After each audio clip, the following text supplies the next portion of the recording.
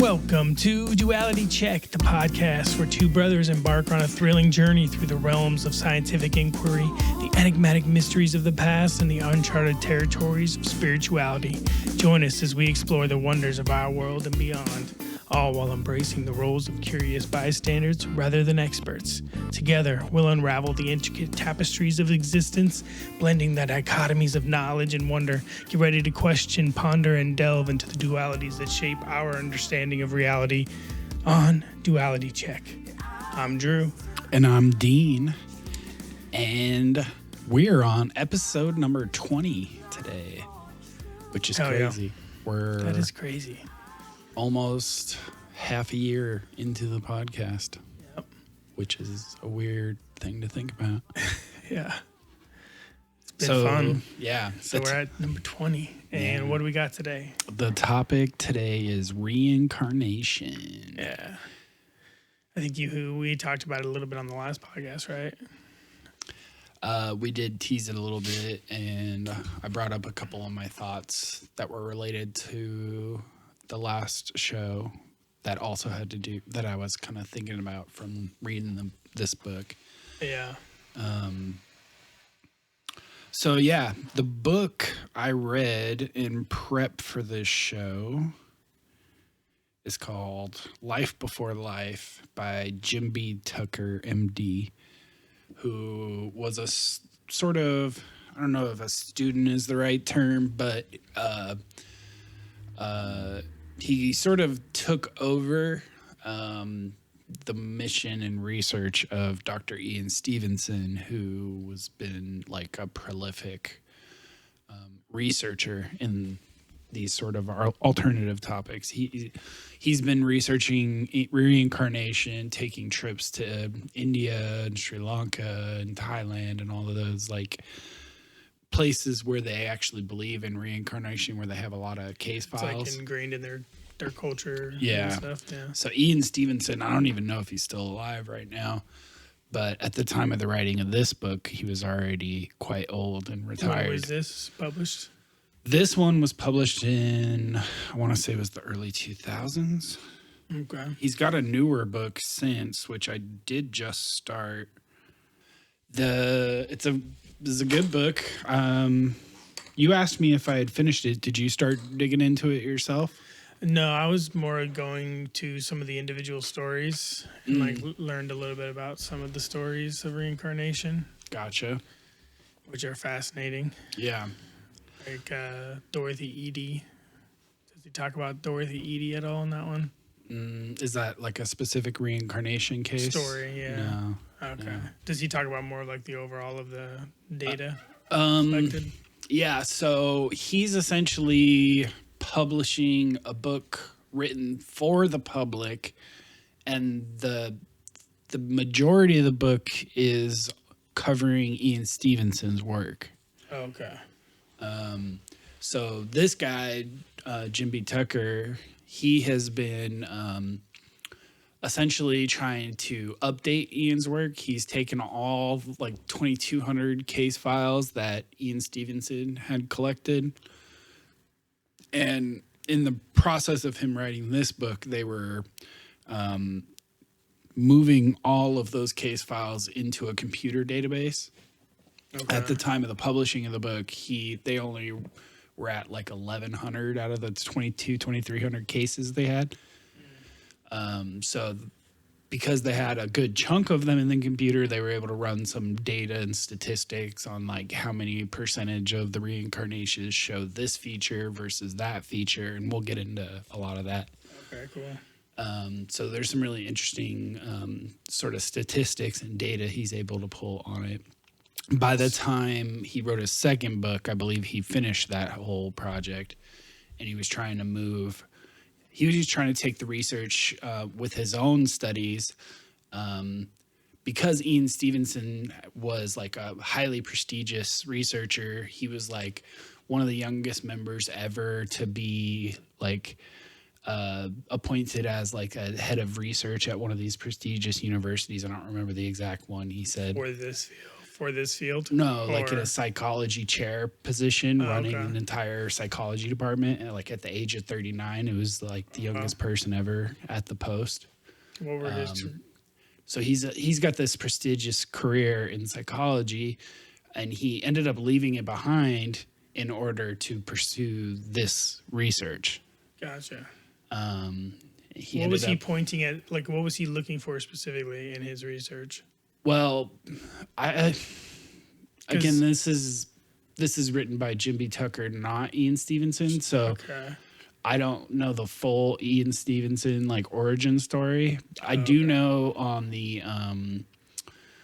there's another book I started and didn't finish that I mentioned on the podcast about near-death experiences, which is also written by Ian Stevenson. And in that, he does give a little bit of his origin. So if that's correct, I think what it is he essentially had a near-death experience himself.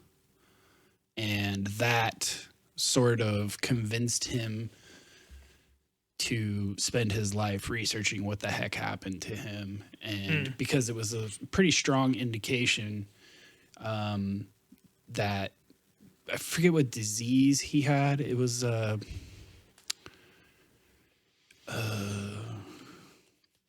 was it like a degenerative? It's like I can't remember off the top of my head, but it was essentially a disease that when it progresses, your brain shuts down. Yeah. And that happened to him. His brain was in the process of shutting down. And so he didn't actually have the brain activity in the areas of his brain to explain the experience he had for his near-death experience. Because a lot of people's theory for the near-death experiences is that it's just activity happening in the brain. You're essentially dreaming while you're out on the surgery table or while you're, die and come back. And that's what some people think. Like, it's just your brain activity creating a story. Maybe your heart stops, but your brain's still firing and having this essentially dream state. That has been proposed as an explanation for out-of-body experiences. But because of the specific disease Ian Stevenson had, he didn't have the brain chemistry to support the brain activity to allow that theory to explain how he had a near-death experience. Right. And so for him, it was sort of an indication that maybe there is this sort of non-physical aspect to the human mind. And maybe the theory that the brain is an antenna rather than the creator of consciousness is valid. And so he started spending his career researching consciousness through near-death experiences and reincarnation. Sick. Yeah.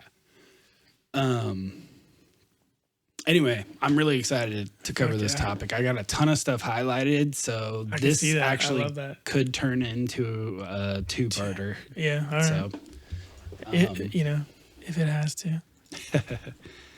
So I'll kind of cover this in the order of the book. And I've highlighted all of the different case files that they sort of talk you through in the book, and we'll cover all those. Okay. And then there's some of his thoughts that I highlighted as well that I thought were worth sharing. There's a whole bunch in there that's really good that I didn't highlight just because obviously we have limited time. This is a podcast, not an audiobook. Anyway, so check the book out, people. Life Before Life, Jim B. Tucker, MD. I'm going to have to read it now that you're done with it. Yeah. So let me start off here where he opens the book with a reincarnation case. Okay. So this is chapter 1. John McConnell, a retired New York City policeman working as a security guard, stopped at an electronics store after work one night in 1992. He saw two men robbing the store and pulled out his pistol. Another thief behind the counter began shooting at him. John tried to shoot back, and even after he fell, he got up and shot again. He was hit 6 times. One of the bullets entered his back and sliced through his left lung, his heart, and the main pulmonary artery, the blood vessel that takes blood from the right side of the heart to the lungs to receive oxygen. He was rushed to the hospital but did not survive. John had been close to his family and had frequently told one of his daughters, Doreen, "No matter what, I'm always going to take care of you." 5 years after John died, Doreen gave birth to a son named William. William began passing out soon after he was born.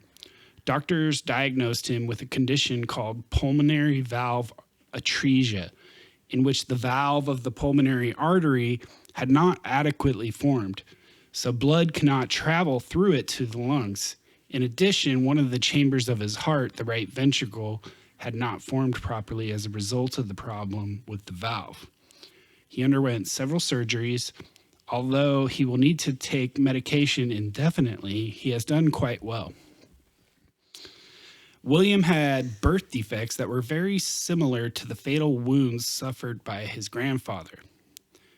In addition, when he became old enough to talk, he began talking about his grandfather's life. One day, when he was 3 years old, his mother was at home trying to work in her study when William kept acting up. Finally, she told him, "Sit down or I'm going to spank you."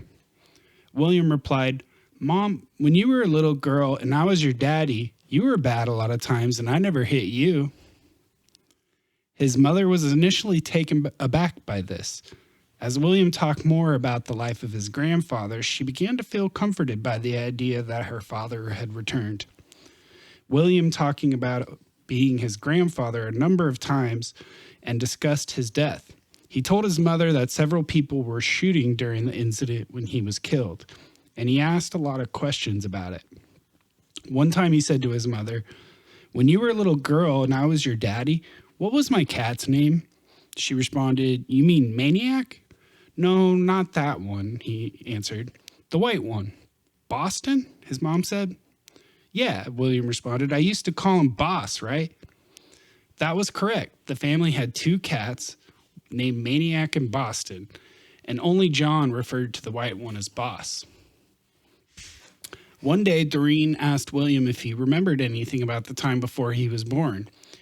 He said that he died on Thursday and went to heaven. He said that he saw animals there and also talked to God.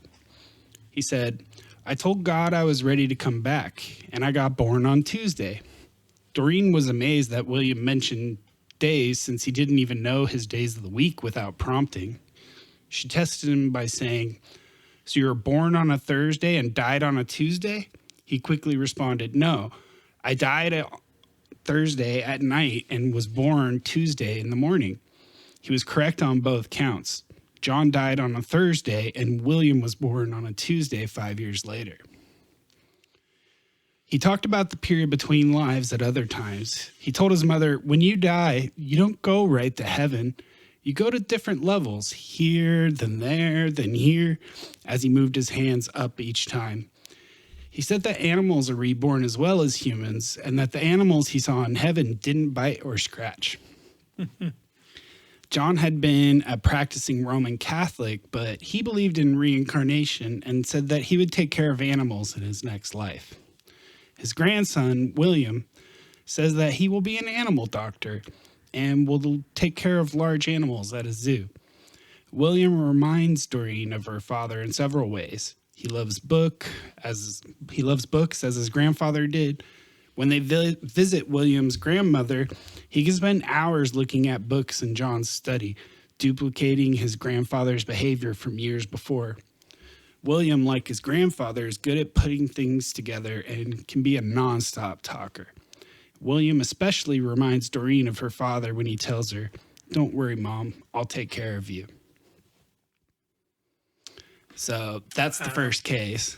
Wow, that was a good one. Yeah. That was a good one. So only one generation Yeah. gap.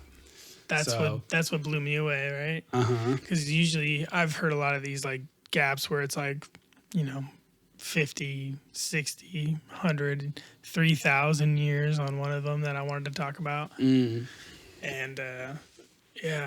but never really 1 or 2 years apart. Yeah, so his data in here indicates that the average time for reincarnation is somewhere between like 5 and 8 years. So 5 is kind of like the inner threshold then that it seems to be. That's like pretty down the middle average. Yeah. So here's his comments on that first case. Although some people find the idea of reincarnation to be ridiculous or offensive, others accept it on faith. The idea of reincarnation has appealed to many throughout history and in the present day, including Plato and the ancient Greeks, Hindus and Buddhists in Asia, various West Africans, many Native Americans in North America, and even some groups of early Christians. Today, people in the world who believe in reincarnation may outnumber those who don't. I feel like, like we're kind of in a bubble where, not a lot of those ideas have spread. Yeah. Like, reincarnation's pretty widespread now. Yeah, apparently the understanding Gnostics, of it. the early Gnostic Christians, they believed in reincarnation. But officially the Catholic Church doesn't, is my understanding. Right, but there's a lot of layers in the religion game. Yeah. But this case is pretty interesting. It's honestly on the kind of tame side for how good some of these cases are. But it does have birthmarks that match previous wounds, which is, I find, super fascinating.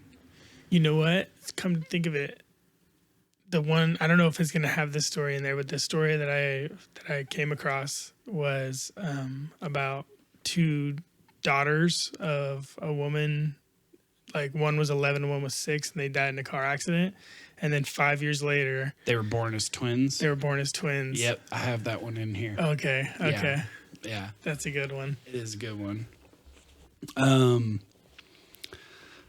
Let's see what he says here. This is talking about birthmarks and stuff. Yeah. The Tlingits, a tribe in Alaska, frequently made predictions about rebirth. Of 46 cases there, the previous personality, that's what he calls whoever is the person who was reborn. The personality. It's like the soul of the personality. The previous personality. Right. The previous personality made a prediction about his or her subsequent rebirth in 10 of these cases, 10 out of 46. Okay. In 8 of the 10, the person gave the names of the parents to which he or she wanted to be reborn. For example, a man named Victor Vincent told his niece that he was going to come back as her son. He showed her 2 scars he had from minor surgeries and predicted that he would carry those marks to his next life. 18 months after he died, she gave birth to a boy who had birthmarks in the same spots. One of them even had small round marks lined up beside the main linear mark, giving the appearance of stitch wounds from a surgical scar. What? The boy later said that he was the previous personality, and he seemed to recognize several people from Victor's life. Some cases involve another feature that occurs before the child is born. In several Asian countries, the family member or friend may mark the body of a dying or deceased individual in hopes that when the person is reborn, the baby will have a birthmark that matches the marking.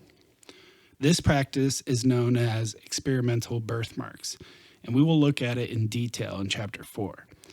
An announcing dream can occur before the birth of a child. With this feature, a family member, usually the subject's mother, has a dream before or during the pregnancy in which the previous personality either announces that he or she is coming to the expecting mother or asks to come to her. Such dreams usually occur in same family cases, one in which the previous personality is a deceased member of the subject's family, or in cases in which the subject's mother at least knew the previous personality. Exceptions do occur, as we will soon see. Cases from all the various cultures have included announcing dreams, which have occurred in approximately 22% of the first 1,100 cases in our computer database. Wow. They are much more common in some places than others, and they also tend to occur at different times in different places. In Myanmar, the families generally report that the dreams occur before the child is conceived, whereas among the tribes in the Northwest North America, they tend to occur at the very end of the pregnancy.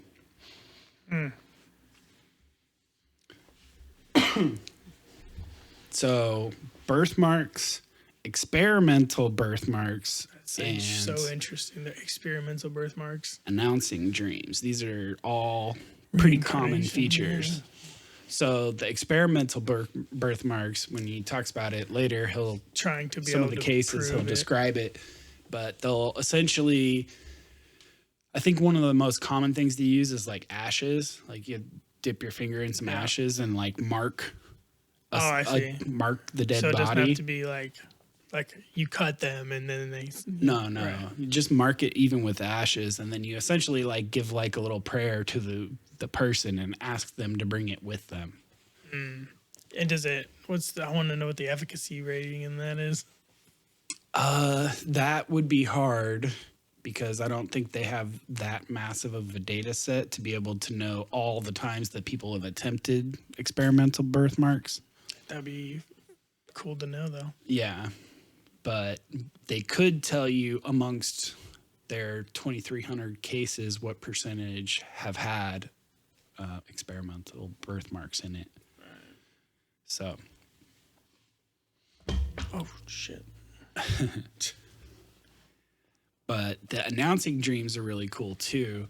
I wonder if anyone listening has ever experienced a dream like that. Any of our female listeners, if you have kids, did you ever have any dreams about your child beforehand in which like they asked you to be their mother or something? Yeah, that'd be fascinating to know. Yeah. To hear. All right, so birthmarks and birth defects. Many of the subjects in our cases are born with birthmarks or birth defects that usually match wounds on the body of the previous personality, usually fatal wounds. One case that includes both an announcing dream and a birth defect is that of Suleiman Kaper in Turkey. His mother dreamed during her pregnancy that a man she did not recognize told her, "I was killed with a blow from a shovel. I want to stay with you and not anyone else." When Suleiman was born, the back of his skull was partially depressed, and he also had a birthmark there. When he became able to talk, he said that he had been a miller who died when an angry customer hit him on the head.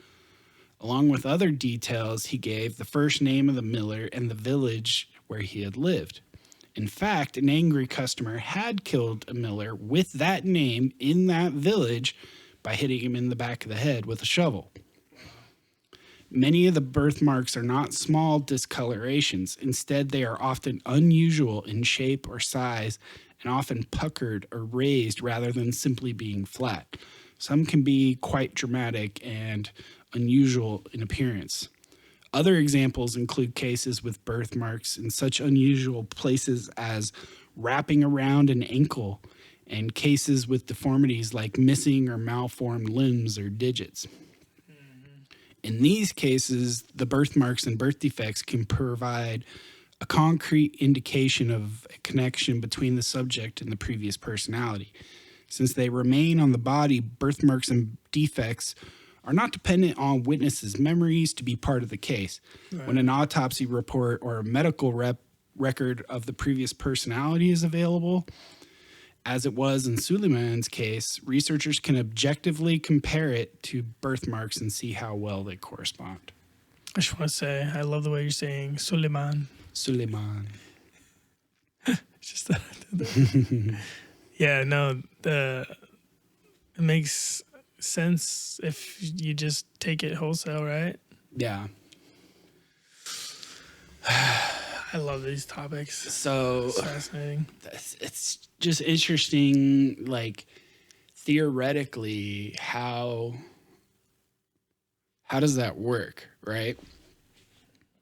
So maybe it's that if you have an injury, Yeah, a sudden, abrupt injury. yeah, like it, because I mean, you're being reincarnated, you have a new body, right? Like a new body with new genes Yeah. growing from scratch, So like you would think that you would just have a new body, right? Like so why would the consciousness take with it injuries from the previous body unless it somehow injures your consciousness as well, or leaves such an impression. On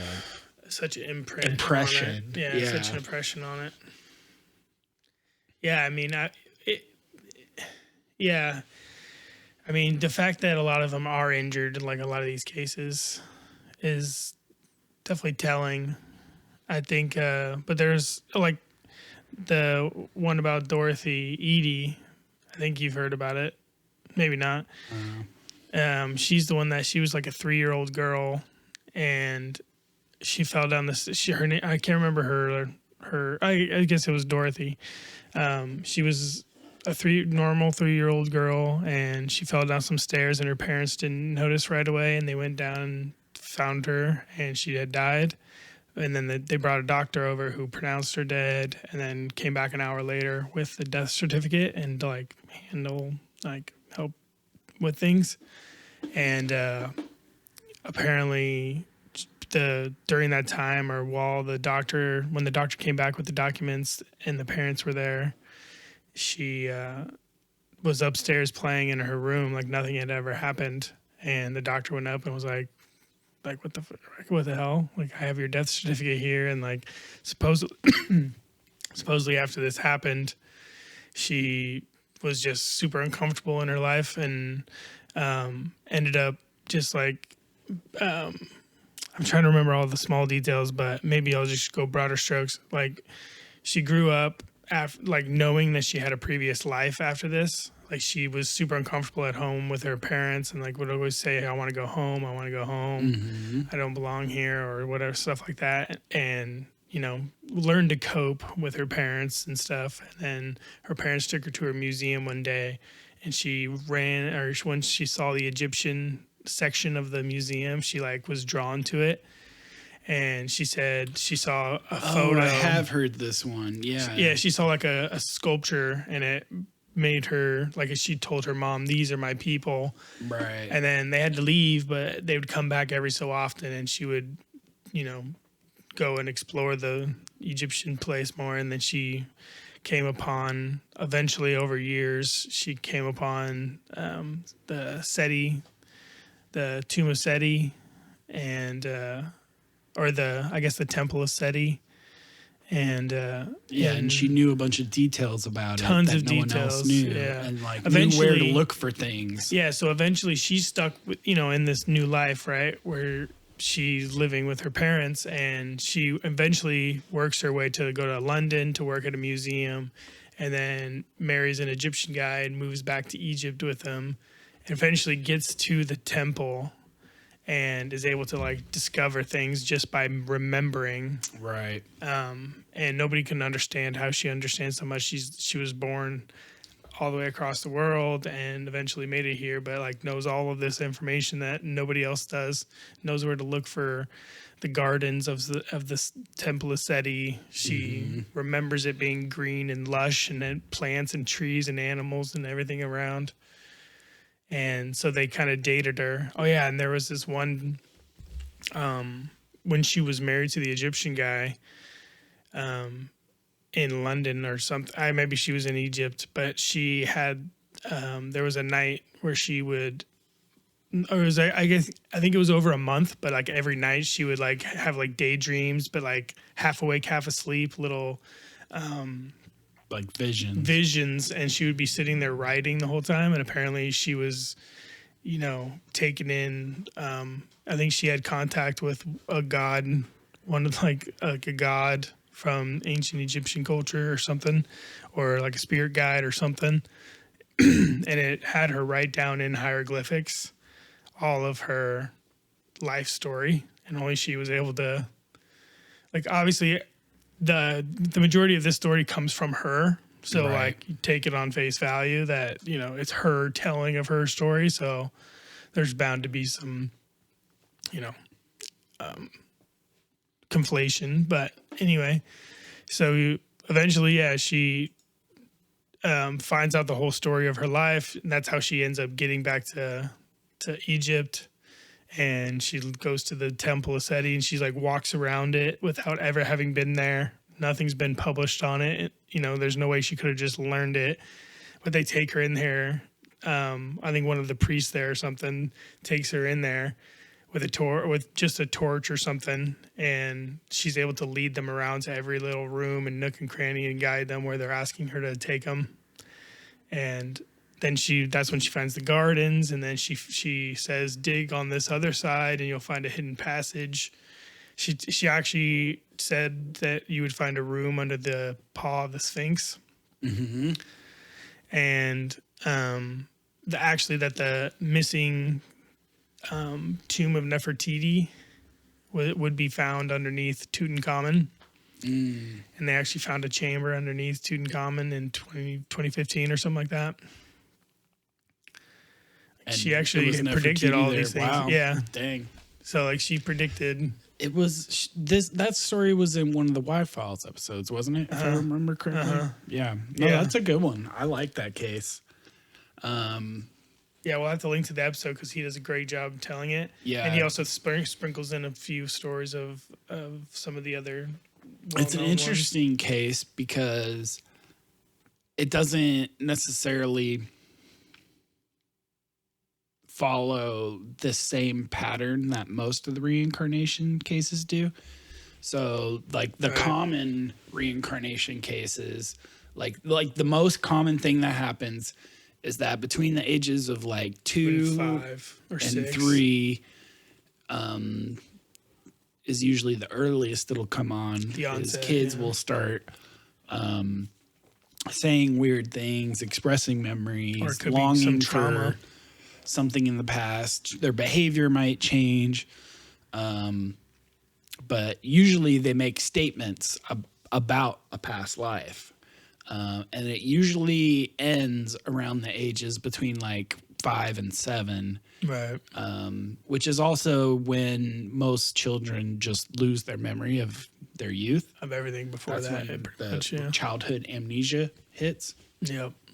And that's such a weird typically thing, when too. kids stop remembering or talking about their past life. There are cases where some people remember into adulthood, but the vast majority usually stop talking about it between like 5 and 7 years old. Yeah. So fascinating. Yeah. It's like, like that lends to the antenna idea, right? Like if our consciousness is receiving the signals, Yeah. If the brain is an antenna, the brain for is the antenna for consciousness to be rather brought down. than the creator of it. It kind of makes sense that there's like a buffer period Yeah. where it's kind of like a loose connection. Mm-hmm. And that there's able to be creeped in things that might otherwise not have come in. Yeah. Like where even like the split personalities and like all these like mental disorders could be that same idea. It was like multiple consciousness converging into a single, Yeah. Yeah. antenna. There's an interesting receiver. one that kind of has to do with split personalities in the new book. So if we have time, or if we do a 2-parter and I have time to cover it, I might cover some of those cases too.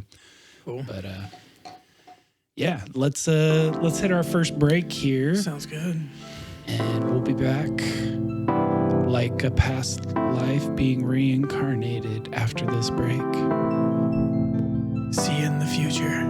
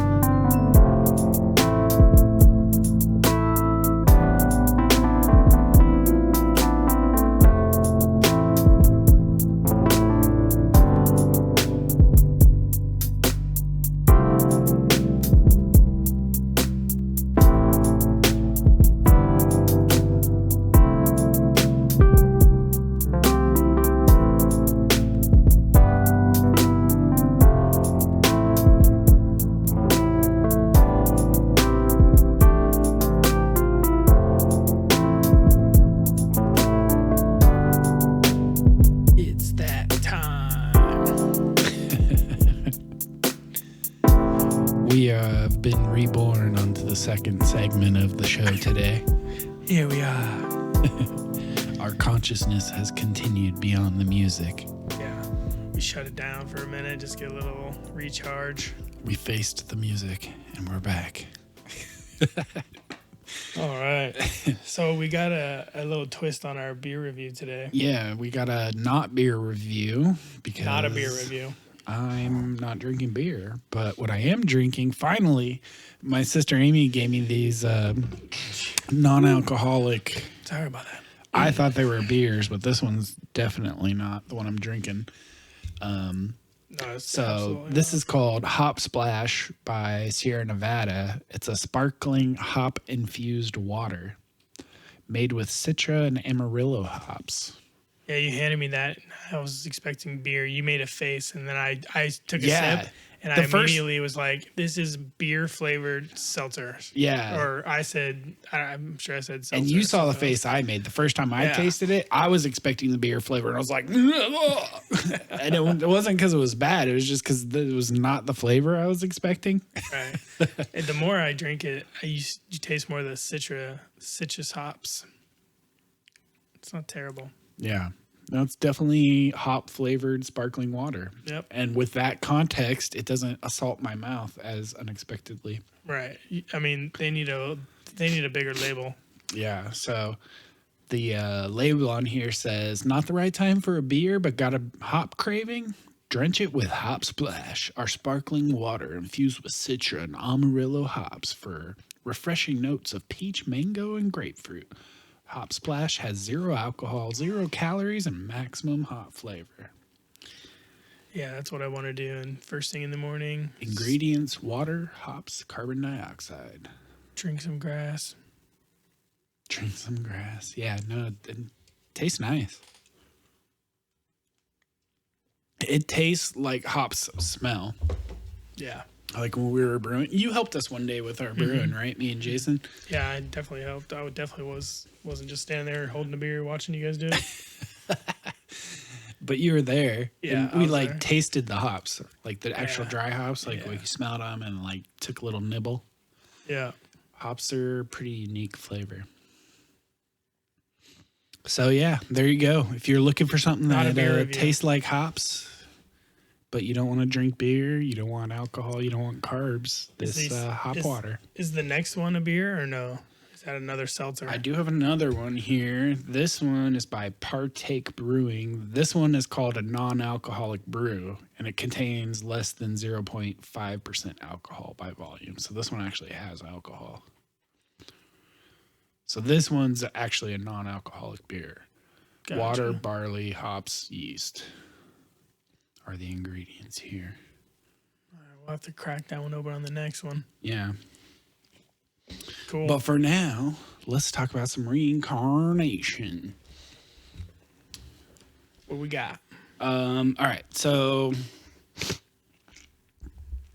he's still early. We're still in like the first chapter or second chapter here. And he's introducing us to cases slowly, and he's talking about the main features, right? And so we covered the other 3 features, the birthmarks, experimental birthmarks, and the, what was the third one? Was the Dream the announcing dreams. announcing dreams. That's it. But by far the biggest and most important feature is the past life statements. So here he says, the key feature in our cases, of course, is the statements that the children make about a past life. As an example, when Suzanne Ghanem of Lebanon was less than a year old, her first word was Layla. And she would pick up the telephone and say, "Hello, Layla." She began telling her family about a previous life that ended when she went to the United States for heart surgery. She talked about this life a great deal, but her family was not able to track down the previous personality until Suzanne was 5 years old. At that point, Suzanne met the family of the woman who she thought she had been. And she convinced them that she was the woman reborn when she knew details about that life. The woman who died at a medical center in the United States after heart surgery turned out to have a daughter named Layla, who was not able to join her there because of passport problems. Before the woman died, her brother at the hospital tried to telephone Layla for her, but was unsuccessful. In all, Suzanne made 40 statements about the previous life that were verified as accurate, including the names of 25 people. Wow. Yeah.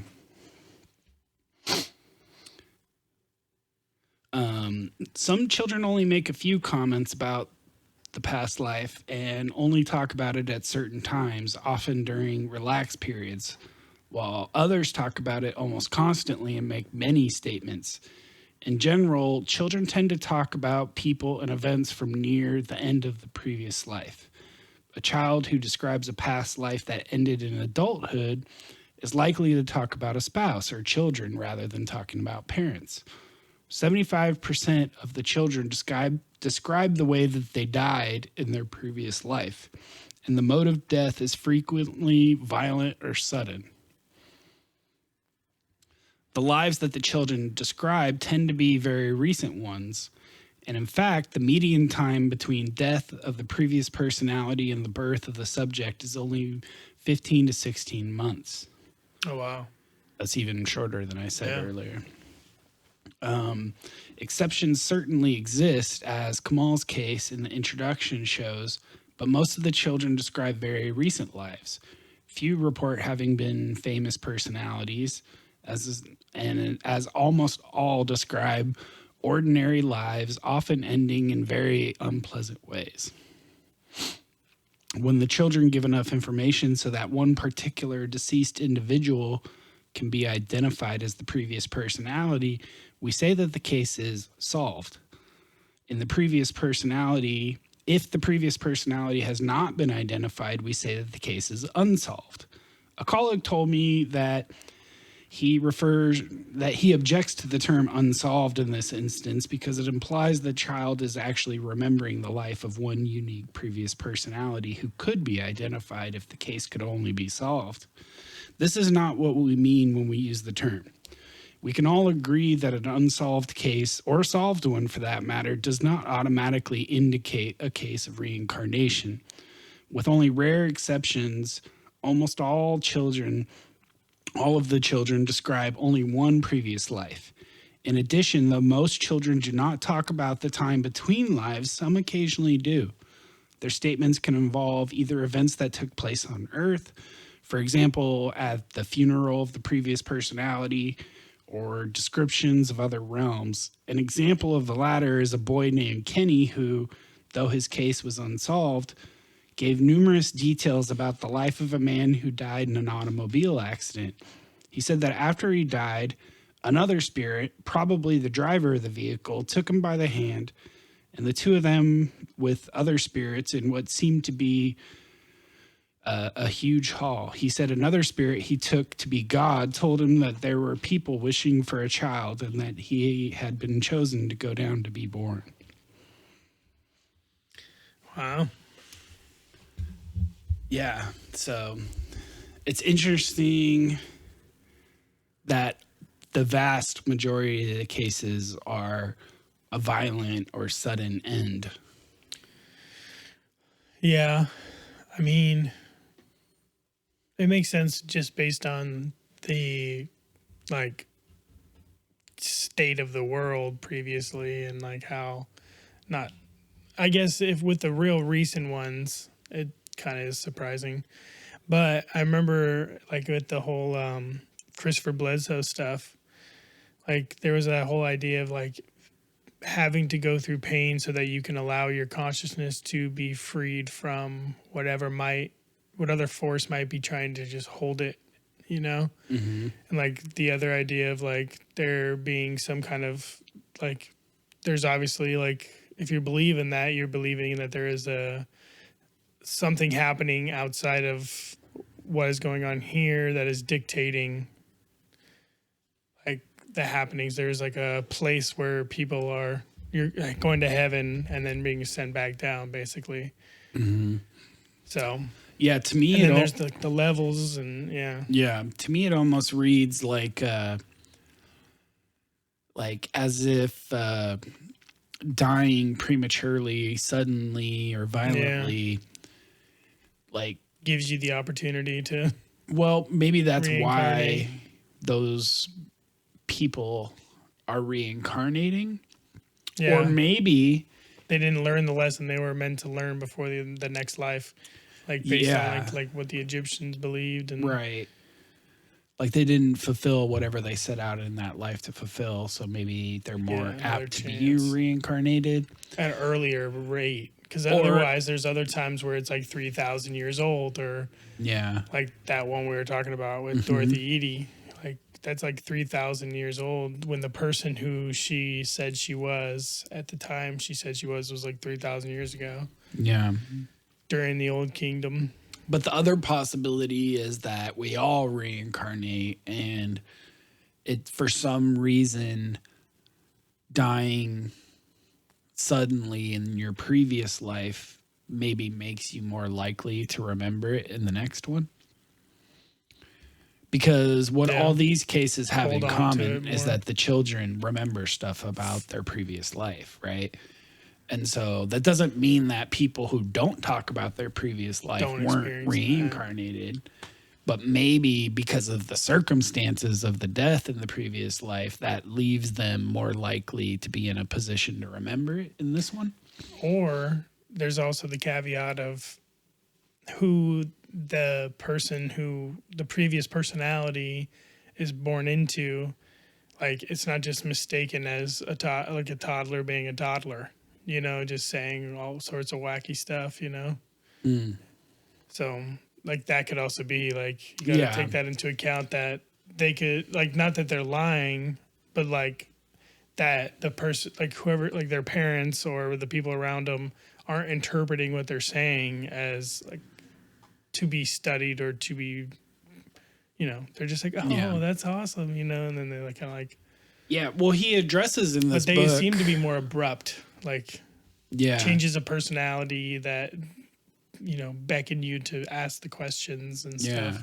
I mean, out of the 1,100 cases they had in the database, having almost 75% of them have a violent death or a sudden death. Right. It definitely seems like that has to do with it somehow, you know? Yeah. Definitely the ones who are prominent.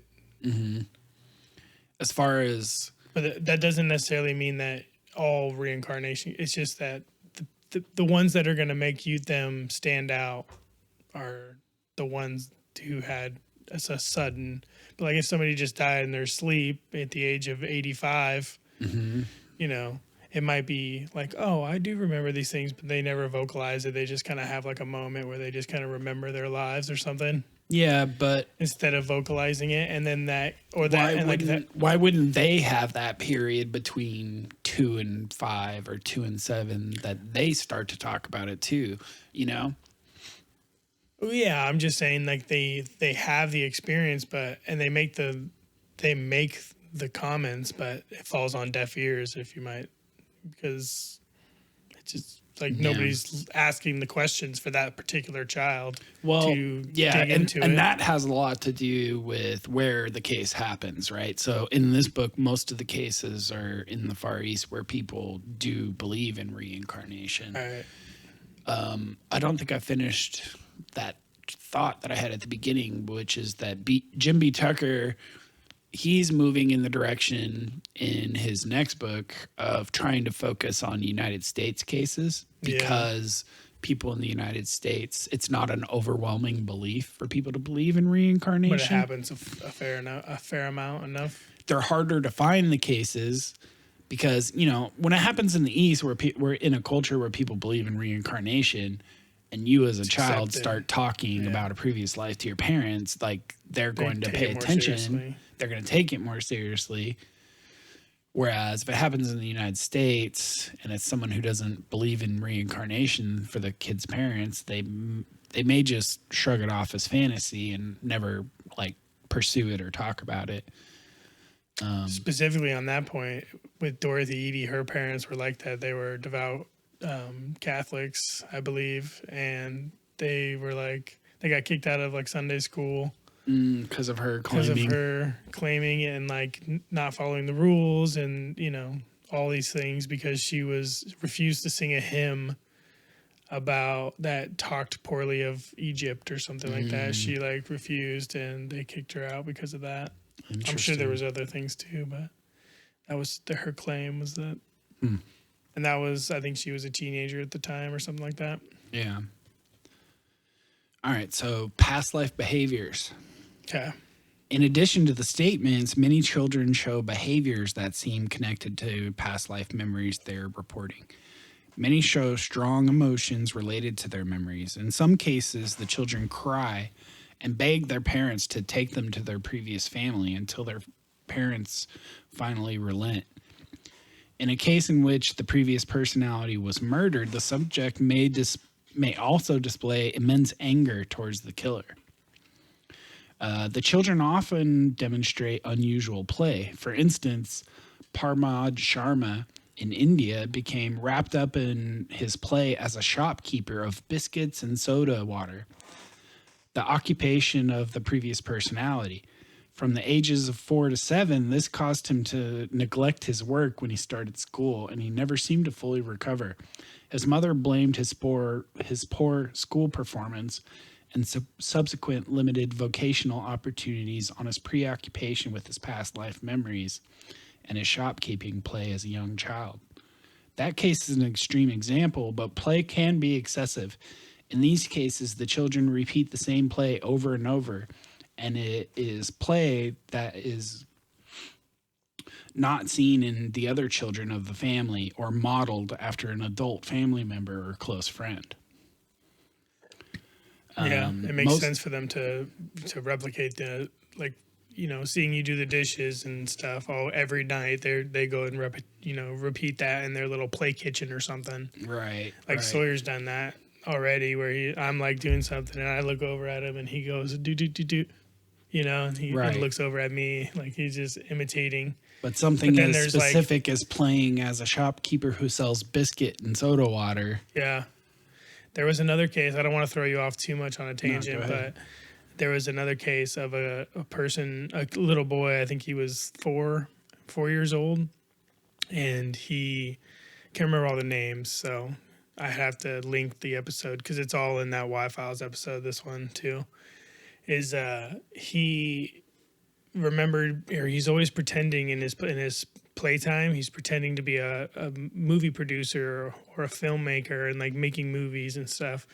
And he was doing that repetitive play over and over again. And, you know, they started to ask him, you know, what he's doing. He started talking about how he, you know, doesn't like being a little kid. And he remembers when he was a big person and could do whatever he wanted. And he much prefers being big and wants to go back there. And then he sees the Hollywood sign on TV or, you know, on an ad somewhere. And I can't remember what time frame this is, but then he says, I worked there. I think it's the early, like the 20s or 30s or something. And he's like, I want to go back there. That's where I live. It's Hollywood. He remembers that sign.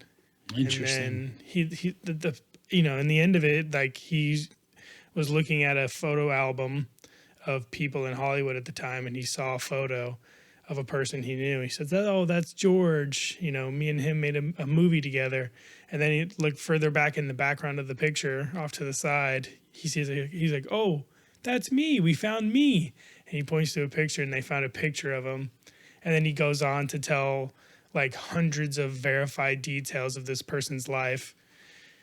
We'd have to link to the episode because it's so good. Yeah. But it talks about, like, you know, where he's vacationed, the people he's met, the things he did, where he lived, you know, his kids' names, his wife's name, you know, like all these things.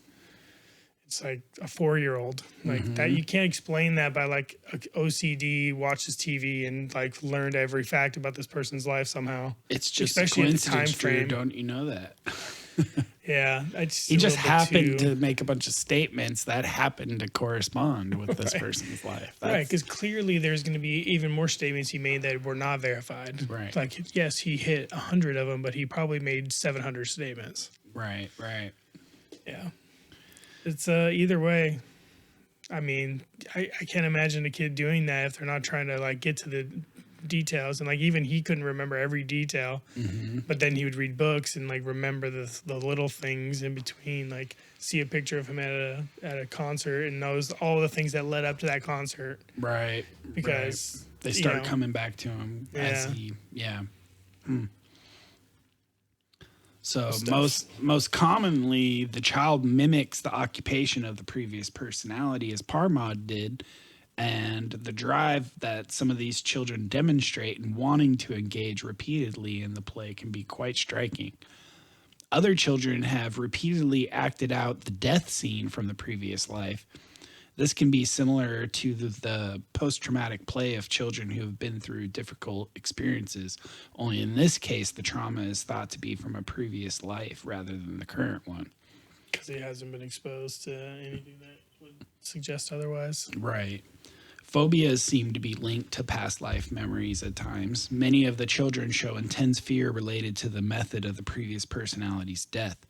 Often these fears will show up before the child has begun to report past life memories. For example, a very young child may show an intense fear of water. As a baby in Sri Lanka, Shamlini Prema always had to be held down by 3 adults in order to be bathed, and then later told of having drowned in the previous life. Some children are also unusually fond of certain things, including foods the previous personality especially enjoyed, or even alcohol or tobacco products. Though the use of alcohol and tobacco is common in various cultures, consumption is not considered appropriate for 3-year-olds. Parents have been amused and appalled by their children's attempts to get alcohol. As for foods, one particularly prominent example is the request to eat raw fish from Burmese children who say they remember lives as Japanese soldiers. Wow. When unusual play, phobias, and preferences are present, along with statements or birthmarks or other features, the impression of a link between the subject and the previous personality is strengthened. Such cases are often about more than the possible memories or statements. They suggest behaviors and emotions have been carried over as well. Yeah, so it's not just all the information facts. It's it could be their intentions and all their fears and all of their emotions and phobias about all the things they experienced from their previous life, which will fully dictate how they run their life. It's like, wow. Past life recognitions. Sometimes subjects recognize or are thought to recognize people or places from their past life. Frequently, when the subject's family takes the child to the home of the previous personality, the subject seems to recognize members of the previous family. At times, the previous family is hoping that their deceased loved one has returned, so they may be open to interpreting anything the child does as evidence that he recognizes them. Sure, yeah. Others are much more skeptical, and some suspect that the subject's family is hoping for financial gain in making the claim. Even though this seems rarely to be the case, some will engineer such informal tests for the child as having him identify objects that belong to the previous personality long before deciding whether to accept the claims. Yeah, that's a hard one to prove. Like, if you're going there and they have it set like they're going to become somehow famous for having made these claims. Yeah. Or there's some precedent that gives them some kind of status when having that claim. Yeah, I don't think that's typically the case there. It's just a normal part of life. It's not like, I don't think you get famous for... No, I'm not saying you would, but it could be their mode. Right. I'm sure it has happened in the past. Yeah, that there's a percentage of these cases attempted to scam someone on this basis. For sure. But there's enough thousands where you're gonna see some of the good ones still. Yeah, well, some of the cases, like specifically, that's not the case because, like, say in India where they have a caste system, sometimes it's an upper caste kid whose previous life was in a lower caste, and the parents of the upper caste kid are not enthused about the idea. the younger kid may show behaviors That's that are interesting. typical of lower class citizens, and their parents are like not about it. Interesting. In a much smaller number of cases, subjects have been tested under more controlled conditions, and we will review some of these in Chapter 7. The strongest examples add to the impression that something is going on that cannot be written off as simply wishful thinking or childhood fantasy. Yeah. I was going to say, I wonder if they measure that every time they have a kid in that kind of a system, or if it's just like, What do you mean? I mean, like, do they ask all, like, do the reincarnation for, like, India? Was it in India? That's that reference you were making about the casts? Mm-hmm. So, like, I'm just curious if they, like, always check or ask or talk to their children about reincarnation in those early years to try to, like, dictate who they were in the previous life. If you are from or know a lot about any of these cultures that actually believe in past lives, let us know. Yeah. I don't necessarily think it's the curious. case. I mean, it would make sense that like the kids starting to talk about it is what triggers the parents to, attention to it. Because by far it is not the majority of children who make claims like this. Right. Out of all kids, it's not a significant percentage of kids that seem to remember this stuff. But maybe. We need to do a large-scale evaluation of every child, find out, ask them questions. Yeah, right? Were you somebody else?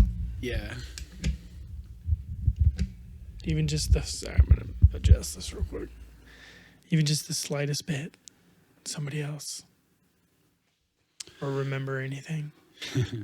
Well, cool. I think we're coming up on our next break here, so why don't we take a quick moment and we'll be right back. Enjoy some puppies and just a chocolate.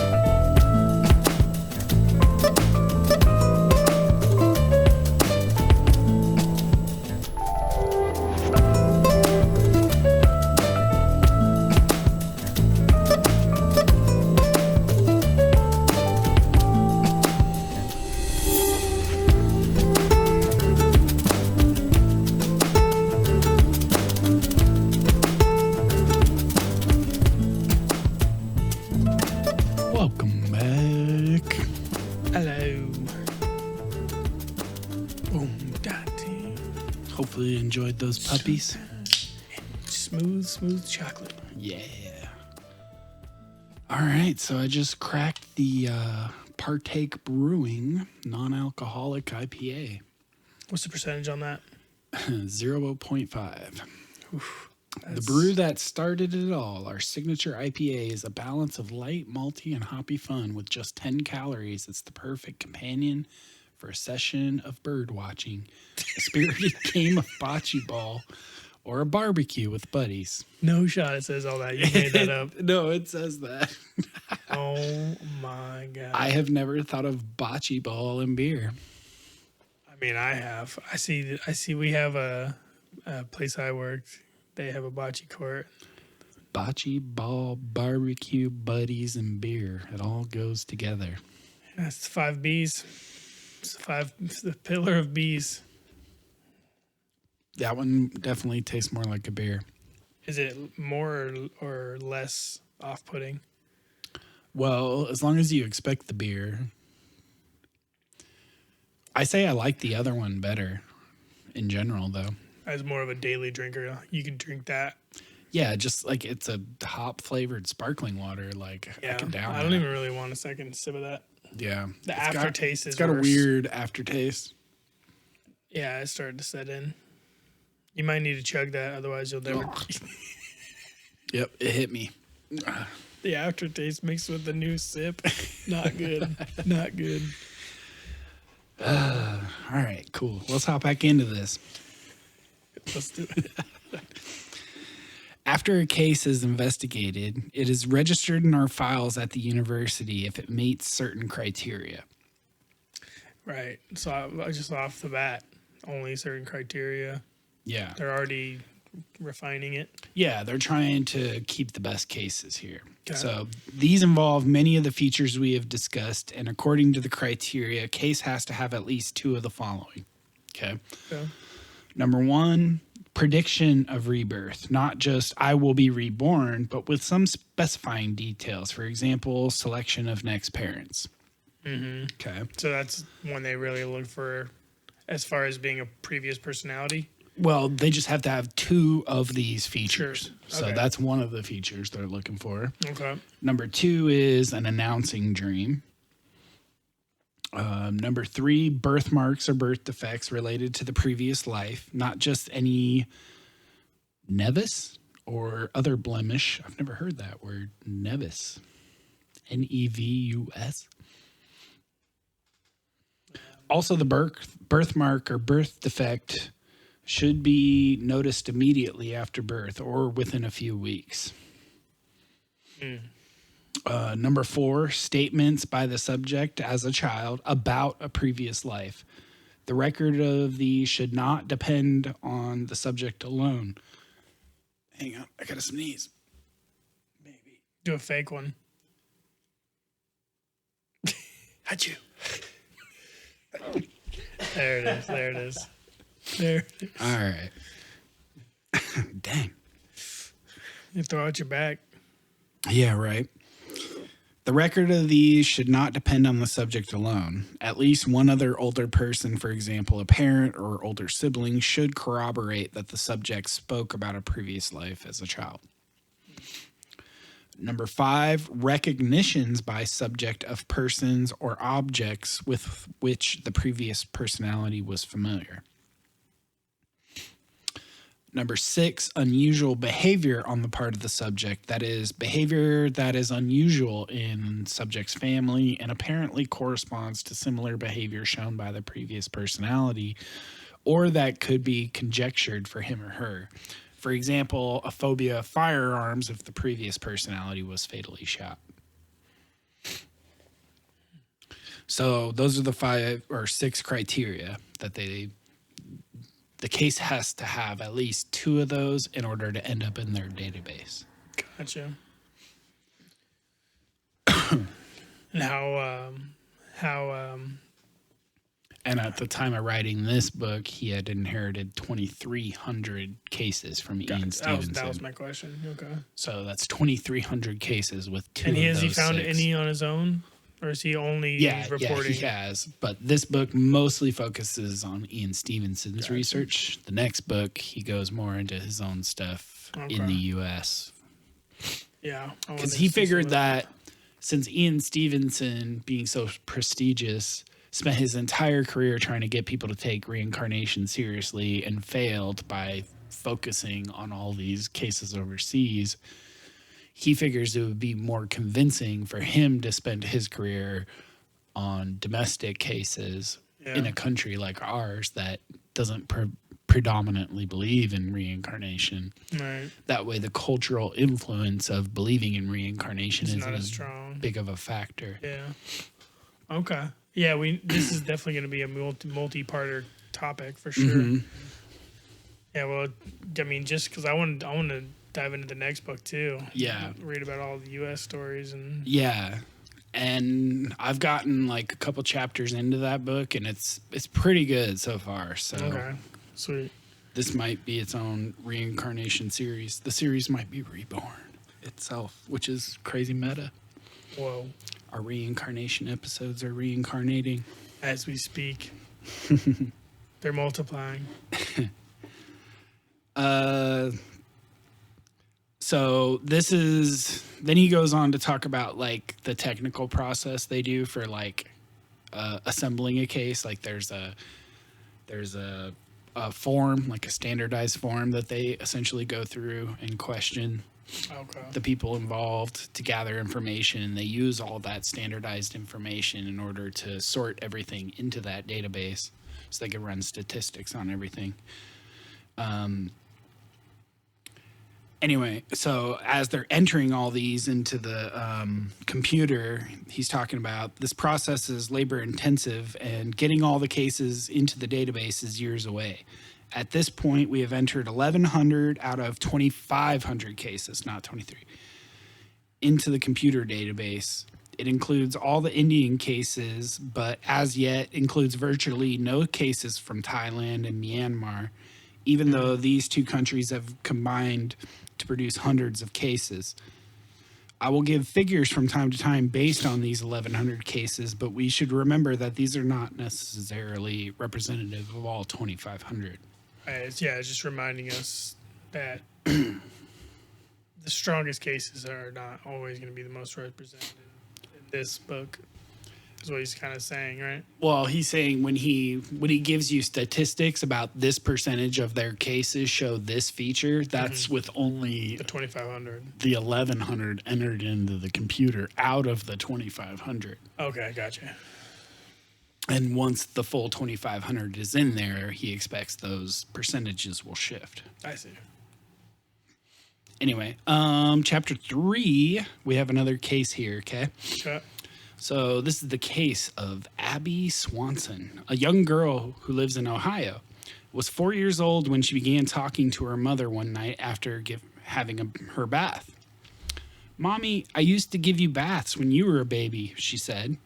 "Oh, really?" her mom replied. "Uh-huh, you cried," Abby responded. "I did?" said her mom. "Yep," Abby said. "I was your grandma." "And what was your name?" her mother asked her. She remembers her hair standing on end as Abby considered the question, tapping her mouth with her fingers. "Lucy, Ruthie," she finally said. Since this was Abby's great-grandmother's name, her mother tried to ask her more questions, but Abby did not say anything else. Abby's great-grandmother died in 1985, 9 years before Abby was born. She had 20 grandchildren, and unlike most of the others, Abby's mother lived nearby and was close to her while growing up. They had some conflict when Abby's mother was a teenager, but then got along well when she became an adult. Abby's mother would occasionally mention Abby's great-grandparents to her children, but never by name, and she had not talked about them for at least 6 months before that night. In addition, Abby's grandmother lived on the West Coast and could not have been a source of information for Abby to learn about her great-grandmother. Later, her mother did check with Abby's grandmother to confirm that Abby's great-grandmother had in fact given her mother baths. Abby's grandmother, who also said that her mother cried a lot when she was given baths as a baby. Abby's mother is certain that Abby had never heard her great-grandmother's name. In fact, when she asked her a few days later what the name was, Abby didn't know. Whatever knowledge or memory was available to Abby that night was not available to her after that. Wow. And so he introduced cases like this. Like this is one of the weaker cases, right? It's just essentially a single statement, two statements, right? The name and the fact that she gave her mother baths and she cried. Mm-hmm. You could maybe break that into 3 statements. Sure. And those checked out, but there was nothing else to go along with that. Yeah. And so the reason he brings that up is to discuss the skeptic's view of reincarnation and how should we think about these cases. Okay. So we approach each case with an attitude of wanting to learn as much about it as possible. We do not approach a case with our minds already made up about it. We're open to all possibilities, including that a paranormal link may exist between the child and a deceased individual, or that a link may not exist. This attitude is necessary for scientific inquiry, which is different from the 2 extremes. On one end, believers in reincarnation may be quick to accept any claim of rebirth that supports their firmly held beliefs. On the other end, individuals convinced that the material universe is all that can possibly exist, including so-called professional skeptics, will dismiss any claim that challenges their views. Though many people in scientific fields hold views that can be just as dogmatic as those of an intensely religious person, judging from firmly held beliefs does not make for sound scientific inquiry. Therefore, we are open to all possibilities. This means that when a child claims to remember a previous life, we think that he or she may be telling the truth. On the other hand, the child may be engaging in fantasy, or the adults may have misinterpreted the child's statements.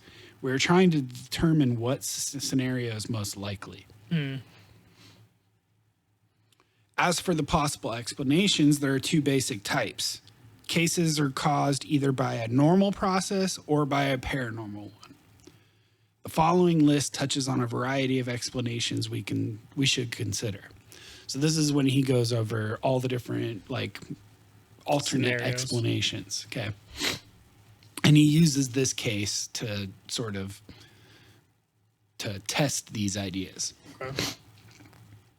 So among normal explanations, the first one is fraud.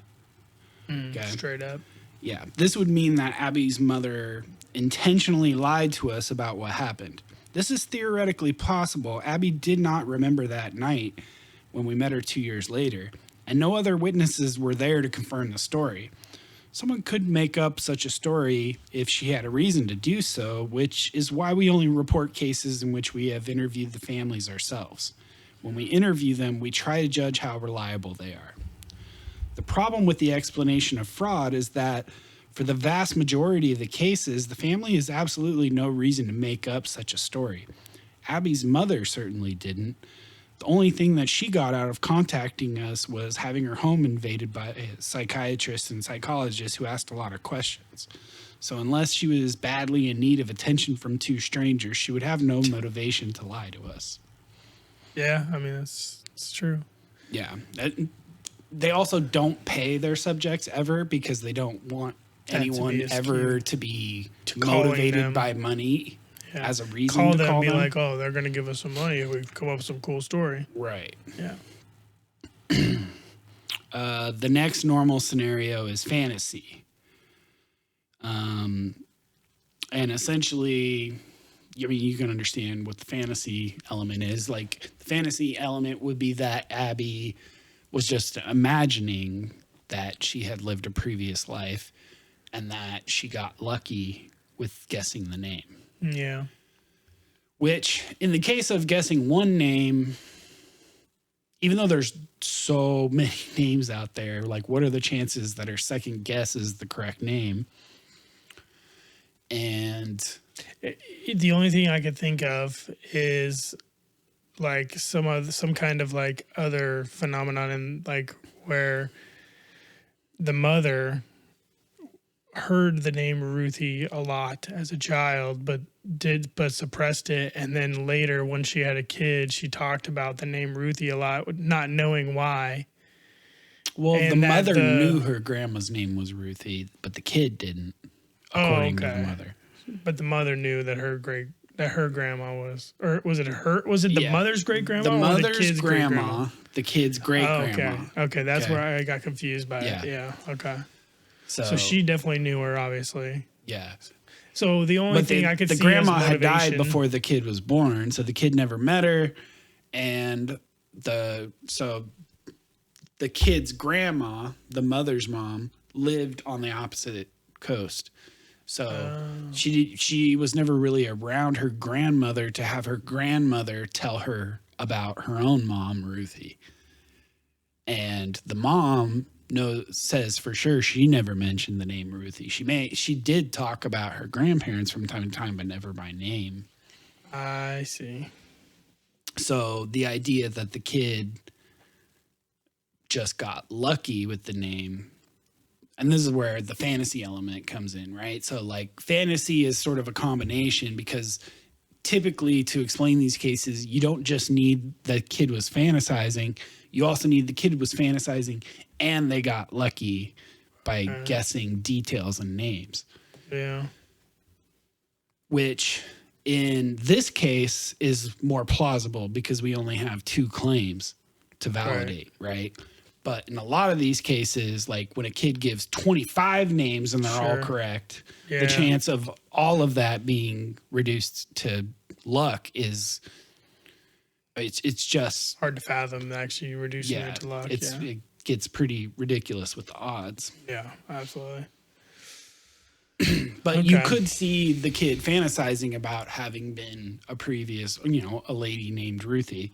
And fantasizing that she was her mother's grandma and gave her baths. Like you can imagine a fantasy scenario in a kid's head where that happens. Well, that definitely happens. Like we with my 3-year-old, he fantasizes and like he talks about like us being babies and him being the dad or whatever, like those kind of things. But like you can, a lot of times that's just playful him, knows about dads and moms or learns about, when we're talking about families and stuff. And, he'll throw around all sorts of things like, and Uncle Dean is Dada's dada, stuff like that. Like he just tries to mix around all the different things. But yeah, it's definitely an element.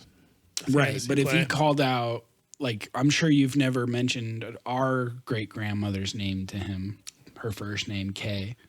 No. Yeah. If he started saying, I'm sure you've said like the word Grammy, but if he said that, if you were giving him a bath and he's like, I knew you when you were a baby.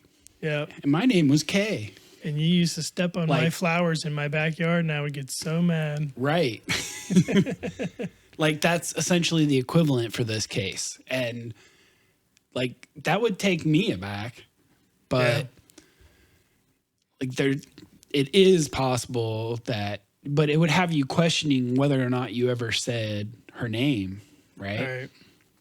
And you would be pretty certain that you didn't, but there is always a chance that you forgot that you did. Right, because it could also, the name is not, only her name, so that name could have came up at some other time, or just his interpretation of that name came up. Like it could have just been me saying, okay, and like him thinking, having different thoughts in his head that connects, okay, Anyway. The next possibility that falls under the normal explanations is knowledge acquired through normal means. And that's essentially kind of what we were talking about. In Abby's case, this scenario isn't likely, but possible since she could have heard her great-grandmother's name at some point, despite her mother's certainty that she had not. But it is essentially impossible for many other cases that are in the book. Yeah. So this is the weaker one like you were talking about. Right. Yeah. So this is just like a way to test these explanations, right? So it could be that she had heard that name through normal means and people just forgot. Faulty memory. Right. Well, that brings us to our next one, which is faulty memory by informants. Abby's mother might have remembered the conversation she had with Abby that night incorrectly. Arguing against this is the fact that she waited to hear Abby's response to her question about the great-grandmother's name. Her mother knew its significance. This was not something that occurred unexpectedly while she was under duress. As is the case for witnesses at crime scenes whose testimony we still use to convict people, even if we recognize that eyewitness reports in these circumstances can be imperfect. Yeah. Her mother waited with great anticipation to hear if Abby could give evidence that confirmed the past life claim she had just made, increasing her chances of remembering it correctly. But it is still possible that she remembered it incorrectly. Sure. Yep. So that would be a normal means. And How old was Abby at the time? Let me go back to 4. She was 4. Genetic memory. This would fall under normal, but genetic memory is not something that's accepted in mainstream medical thought. Straight up Assassin's Creed stuff right here. Abstergo. Right. Like the idea that as you live your life, your memories are somehow in some way laid down in your genetics, Stored in such a way that Your they memories can be become accessed. accessible to the children that you pass your genes to. And maybe Abby is just pulling some sort of genetic memory out of her DNA and not realizing or it it's isn't her memory. activated some. But in Abby's case, of course, she is a direct descendant of her great-grandmother. But since her great-grandmother's memory of bathing her mother came after she had produced her mother, those memories could not have already been included in the genes that Abby eventually inherited. True. Strike one against Abstergo. And then we move on to paranormal explanations because, reincarnation falls into the paranormal side of things, but there's other paranormal explanations that could explain some of these things. Okay. So one of them is like ESP, psychic abilities. Even if one does accept the possibility of telepathy, clairvoyance, or super psi, the ESP explanation, like many of those in the normal group, can only account for part of the case. It might explain how Abby was able to come up with her great-grandmother's name, but it wouldn't explain why she thought that she had been her great-grandmother. Yeah, instead of just saying the things that happened, like saying, I see that this happened. Were you a kid and this happened? Like just kind of stating the memory as a fact. If it was ESP, you would expect her to not be first person about it. You would expect her to tell her mom, you're like, Mommy, your great grandma bathed you and you cried.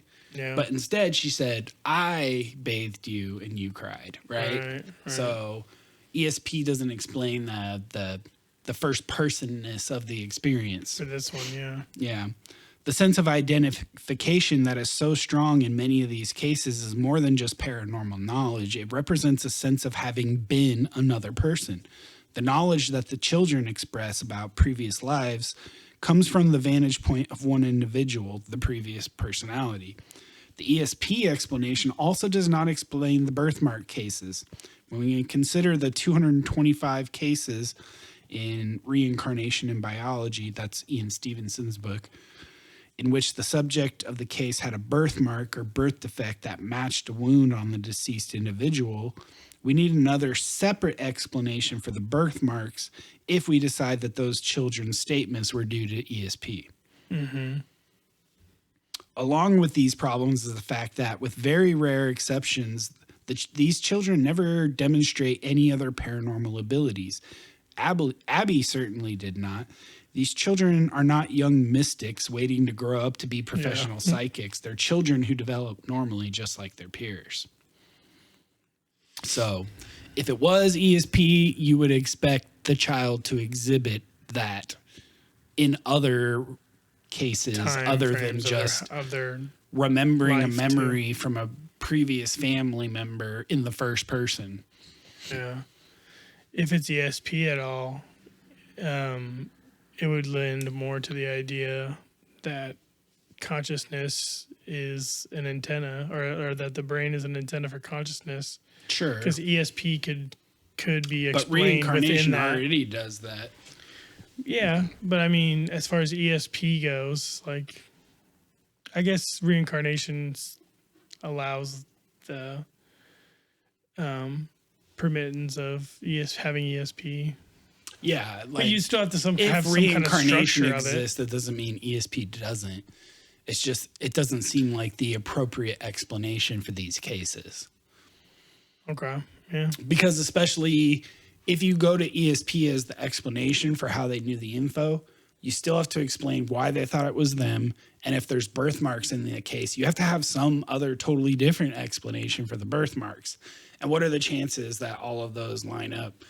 Like when you're reaching for different explanations for different pieces of a case, and all of them are their own version of unlikely, and then you're combining them all together, you know, like it becomes even less likely than the more simple explanation, which is one explanation, reincarnation, which fits all those criteria. I see. But I'm curious if there's a link between people who say they're reincarnated and cases who say later on in their life they claim having some sort of ESP abilities. Yeah, that would be interesting research to be done.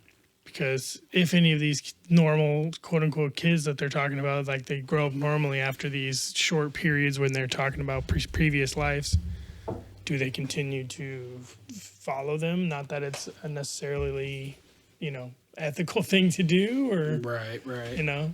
My iPad here is dying. I need to plug it in. I thought you had it plugged in. I did not. All right, well. I'm wondering if it's a battery mode I have it in. We're actually, you know what? Let me just finish this piece and then we'll take our next break here. Okay. Okay, so another paranormal explanation is possession. Yeah. Like, what if Abby's grandma possessed her for that short period? That short period, and that's how she knew the info, and that explains why it's coming from a first-person perspective. In cases with more memories and statements, the families do not report that major changes in personality or skills occur when the statements begin. Instead, some features of the cases, for example, phobias related to the cause of death of the previous personality, often come well before the children start talking about a previous life. And so that's sort of a reason why possession isn't necessarily a good explanation.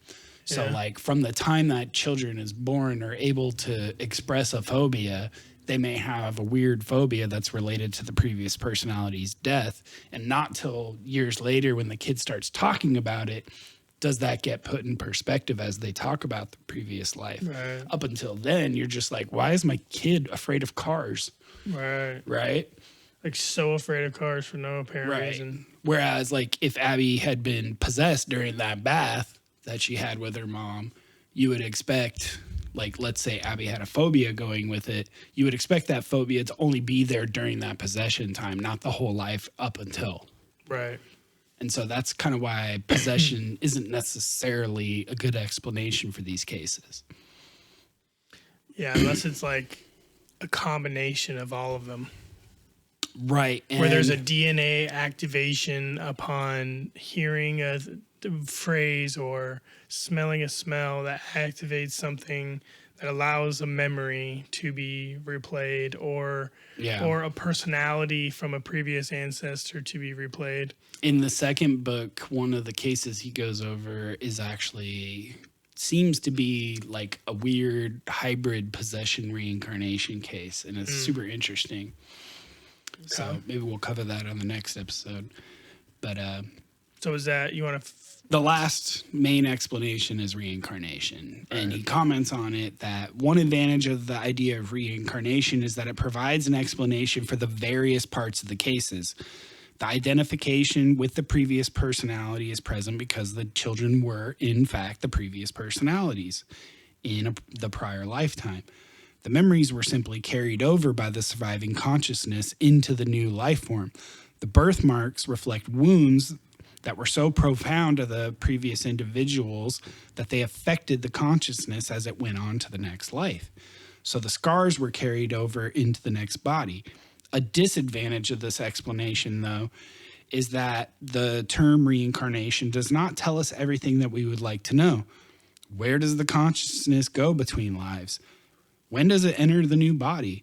What do these children have memories of past lives when? Oh, why did these children have memories of past lives when most people don't? The cases offer some hints to these questions, as we will see in the upcoming chapters, but no definitive answers are available. And then the biggest question of them all is this: if these children had previous lives, does that mean we all reincarnate? We can only speculate about this one, but we'll do so later in the book. Good. I'm glad we'll get into it. Yeah. That's wow. It's a good way to end that. Is that the end of that chapter? He does review Abby's case a little bit more here, but we'll take a break real quick. Let's take a break. I need to figure out some sort of charging situation, or we're gonna have to cut this short. Yeah. So anyway, enjoy this break with a song called Resurrection as we talk about reincarnation.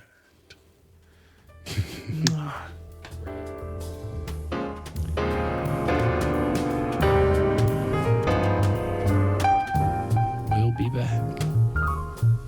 Beep, beep, beep, beep, boo.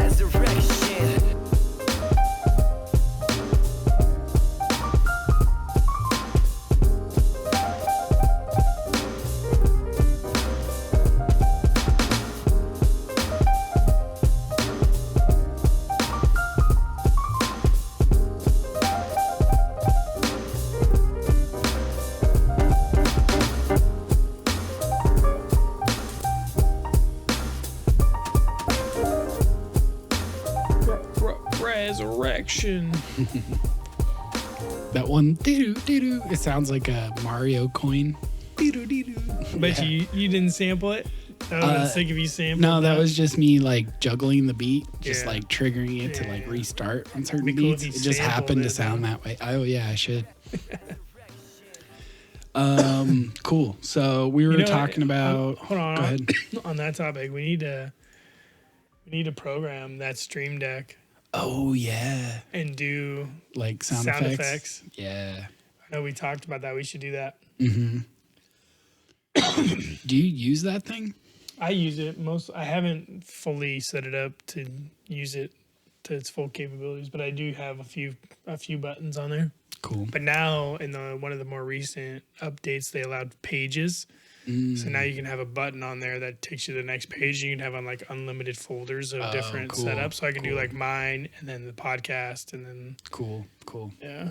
I don't think those actually reside on the device. I think the instructions. I think it's all run by the software. Yeah, so it's all once in the it's plugged software. into my computer as I'm recording, You'll have to do that I'll on have yours. to, but you can have configure. pages. Yeah. Cool. Still, Sweet. Yeah, we need to get some sound effects in here. for sure. All right, cool. So we're talking about Abby's case and the different possible explanations for reincarnation. There's a little bit more review of the case here as he's asking some questions. He's talking about why did Abby decide to reincarnate into her mother specifically. So to consider why she might have been reborn to Abby's mother in particular, we should recognize that her mother and great-grandmother had a close connection. Since they had some conflict during her mother's teen years, the great-grandmother may have returned to work out their differences. Her mother said they had already reconciled while the great-grandmother was still alive, so what seems more likely is that she would have been drawn to Abby's mother because of the positive aspects of their relationship. Abby's case sheds almost no light on how that occurred, if it did. We do not know if her great-grandmother chose to be born to Abby's mother or chose to be born at all. Perhaps she did not make a conscious decision to return, but was drawn to Abby's mother in an emotional way. Yeah. Analogous to a magnetic attraction. We can only speculate. We will examine cases in which the children have described memories of events between lives, and we can see if those cases provide any clues as to what happens to lead an individual to return to one particular set of parents. For now, we must be content with the awareness that cases like Abby's suggest that the relationships that we have in one lifetime may be capable of continuing into the next, which is cool. And that makes me think of Avatar: The Last Airbender. Yeah. Or technically Legend of Korra. It was Avatar, where he went back and he was like reliving the experiences of his previous life. Yeah. And in that vision state, his previous life was friends with his like current life's master, his teacher. And at the end of the episode, they were like, do you really think friendships can last more than one lifetime? Yeah. I like that idea. That is a cool idea. Let us look back at Abby's case now with the entire list of explanations in mind. The most likely normal explanation is probably that of faulty memory by the informant. In this case, the mother. The other explanations did not seem as reasonable.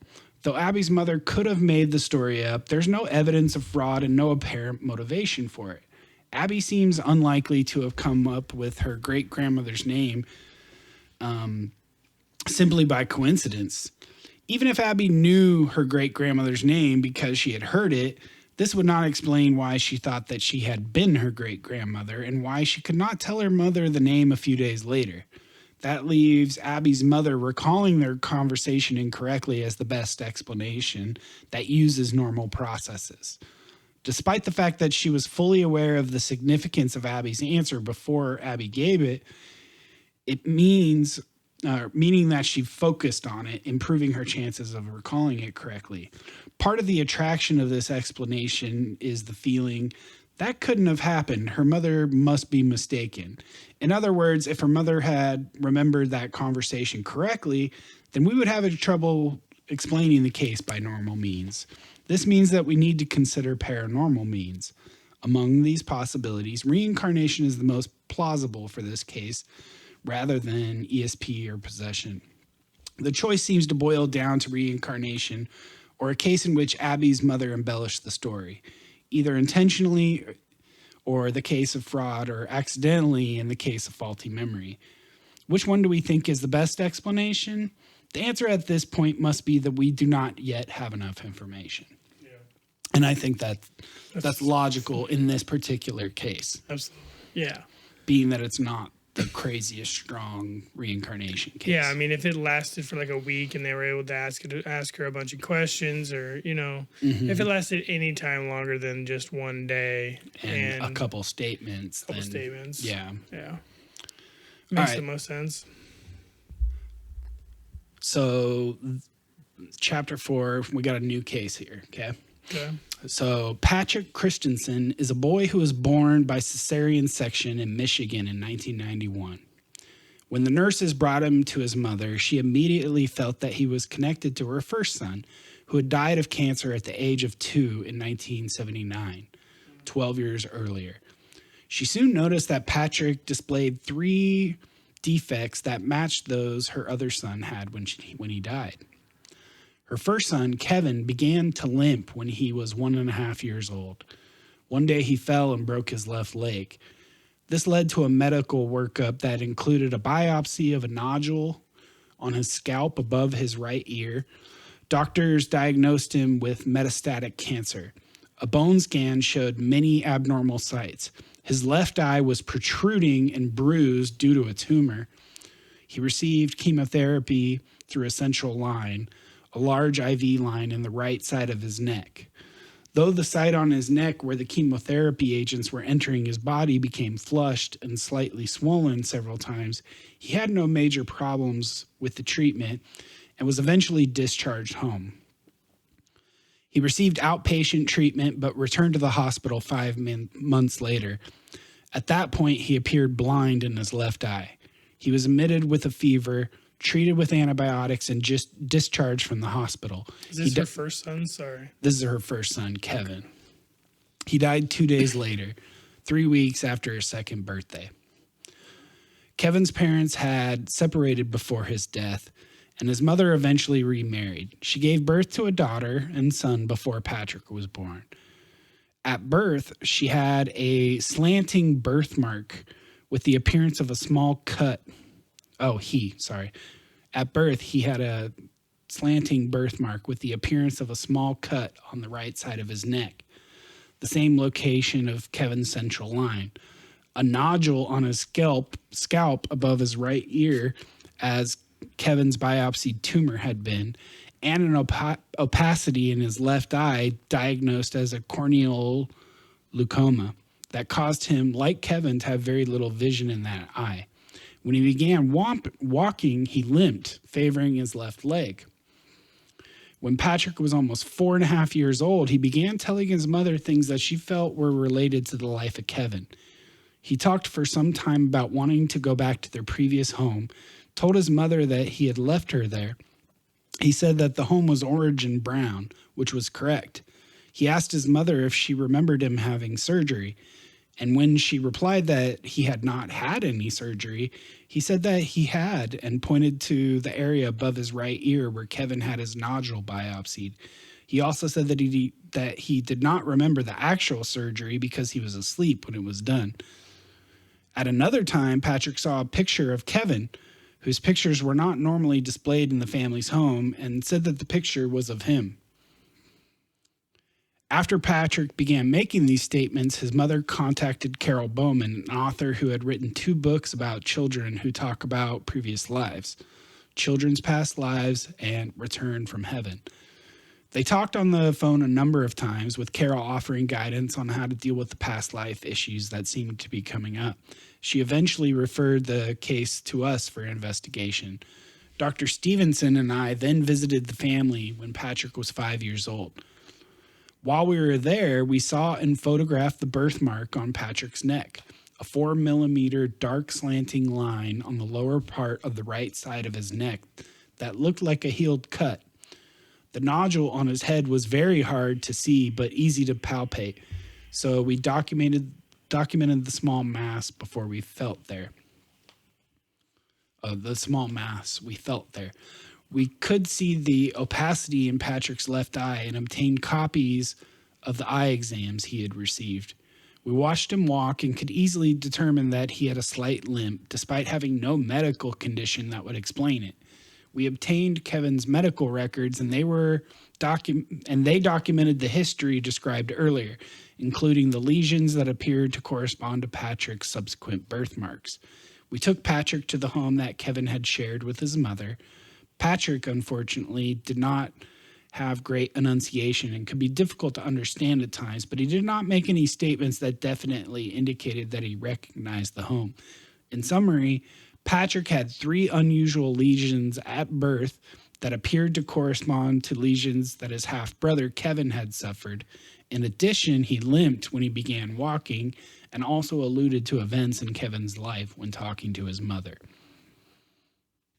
Patrick's case is an example of the birthmark and birth defect cases that Dr. Stevenson wrote about, in which he presents numerous cases of children who have not only reported past life memories, but also birthmarks or birth defects that appear to match wounds on the body of the previous personality. They come from various parts of the world, and they have many different types of birthmarks and birth defects, though I will not attempt to summarize all 225 cases in the book. Some cases are especially worth highlighting. So did that author write a book about this, or was she just referred to this author? I think the mother just knew about her because she was an author on the topic and contacted her, and she contacted Ian Stevenson. Yeah. I don't know if she did write about this case or not, but yeah. So he only made those few statements, and how long did that last? It didn't say. Say, right? Yeah.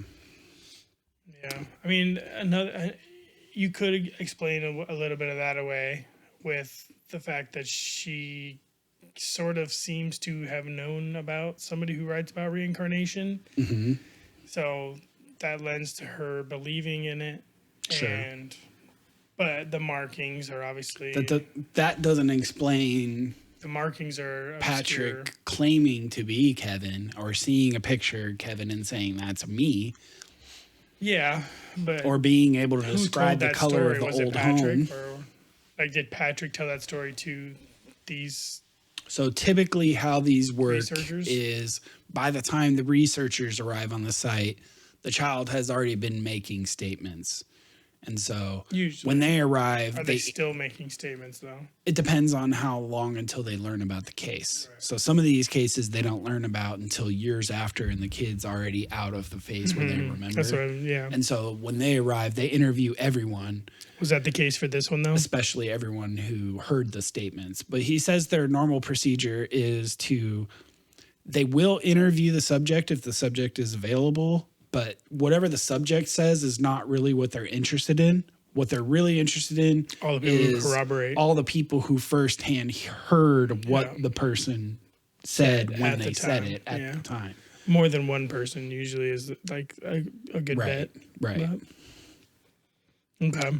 So let's cover this video that you queued up for us, and then this is another little story. We can talk a little bit, and we're almost done for the day, so we're gonna have to go on a part 2 on this one. Absolutely, and I've got so many more cases in this book to cover. Perfect, and then we'll eventually read that other book and go over that too. Mm-hmm. You got that queued? I do. So this is a segment from a Y-Files video called Proof of Reincarnation, Dorothy Eady, Ancient Egyptian Priestess Reborn. Yeah, this is a snippet, not of her story specifically. This is one of the smaller, the quicker stories he does within the middle of it. So here we go. Preface that. During the Battle of Iwo Jima, the Japanese shot down American fighter pilot James Houston Jr. He died in the cockpit of the plane on March 3, 1945. Over 50 years later, 2-year-old James Leninger started having nightmares about being a fighter pilot crashing into the ocean and dying. When James was shown photos, he was able to name the kind of aircraft he flew. He knew the name of the aircraft carrier he was on. He could even name other men who served with him at 2 years old. And all this information was verified to be true. One of my favorite cases of reincarnation is Ryan Hammond's. When Ryan was about 4 years old and playing by himself, he would pretend to direct movies.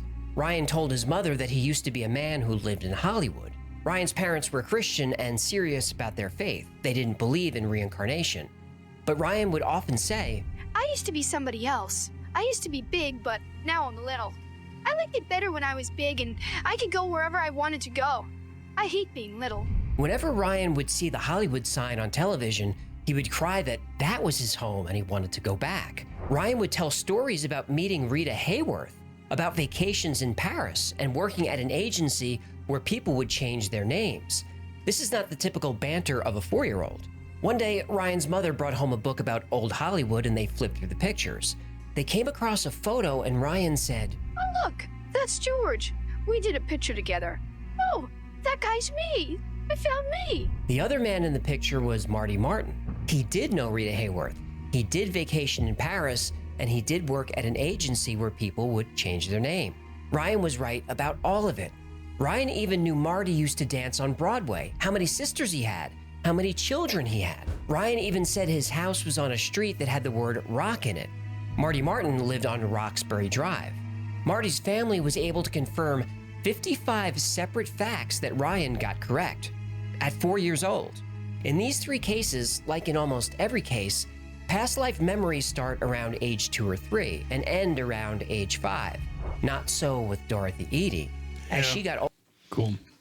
I want people to go and Yeah. watch the Dorothy Eady stuff. 'Cause You that's gotta watch really the what that Dorothy episode Eady is one. about. Yeah, that's It's great, and I don't it's- want to go on do a whole episode just on that, but it's a good one. It's cool. It's a really good one, and she died. She died in Egypt, still living right next into Abydos in Egypt, the Temple of Seti in Abydos. It's fascinating. Yeah. I wonder if hers is a case of like her next reincarnation after Egypt being this one, or if she had reincarnated a bunch of times, But always remembers that as. but for some reason, Maybe that's her just, first. like was attached to the Egypt life. Maybe her consciousness was created then, and that was her actual first life. Oh yeah, maybe.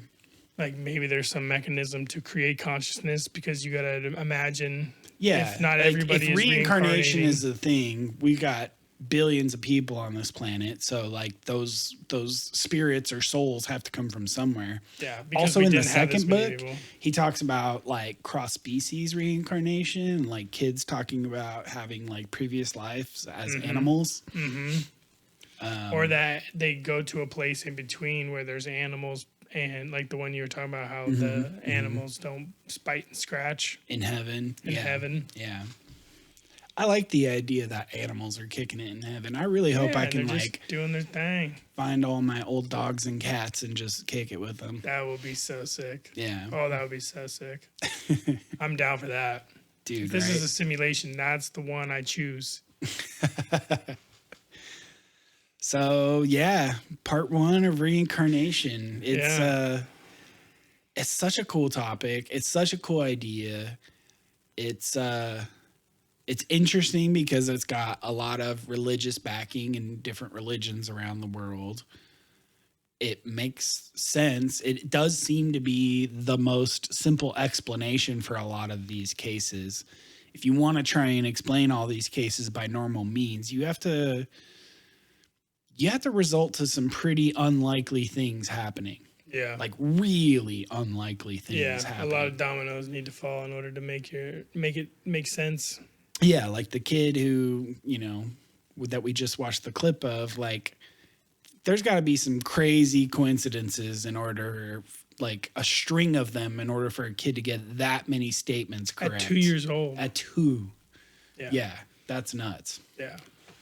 Absolutely. That was a great episode. It was, yeah. So you guys can follow us on Instagram and Facebook. We post videos on YouTube and Rumble every Tuesday. Also, anywhere you get your podcasts. Yep.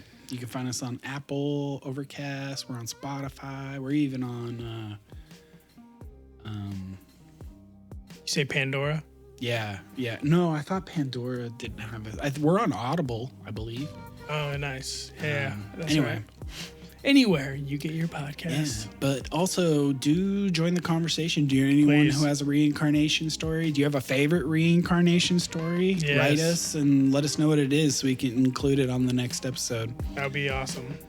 And if it's not on the next episode, just based on the fact that our release schedule. Well, the next episode we record after we receive your Yes. message. So Yes. might be a few episodes down the road. You can message us at hosts@dualitycheck.net. Remember, dualitycheck.net is our webpage, and you Yeah, can go go check it there, out. click episodes, and click on any episode to check all the links and descriptions. And yeah, we will see you guys in the next life. Bye.